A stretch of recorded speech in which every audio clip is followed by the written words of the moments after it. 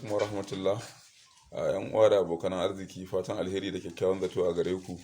A dalilin da yasa na yi wannan bidiyo shine ina son in faɗakar da mutane akan wasu 'yan damfara da aka samu waɗanda suka bullo da wani sabon yayi na damfara. A jiya muna tare da ni da wani aboki na Lawal, sai aka kira shi aka ce mai za a tura mai kuɗi naira 50,000, kamar za a bashi kyauta kenan.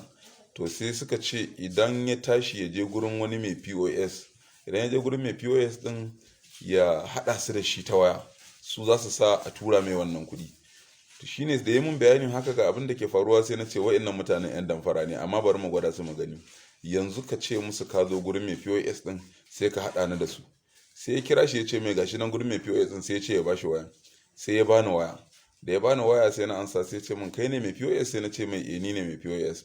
Shine sai ya ce min yanzu nan za a tuga wani akan namba nan zai bani ɗauko POS dina, saboda an tura mu wancan akan namban ne ya ki zuwa, bari ya bani direct in ɗauko. Zai gaya min abin da zai gaya min akan namba din.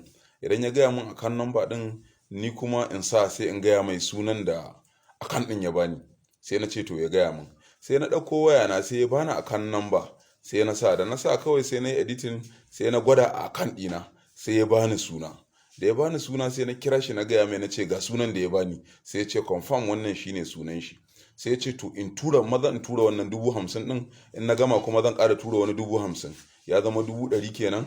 To sai in ba mu wannan din shi mai waya shi sai ya bani kuɗin cash din na hannun shi. Sai na ce mai to shi kenan. Sai na yi kamar dai na tura, ban tura kuɗin ba. Sai na ce mai to yanzu na tura, in mai magana ya bani kuɗin. Sai ya ce a'a bai gani ba tukuna, kar in yanke bari ya duba. Sai ya ce a'a bai tura ba.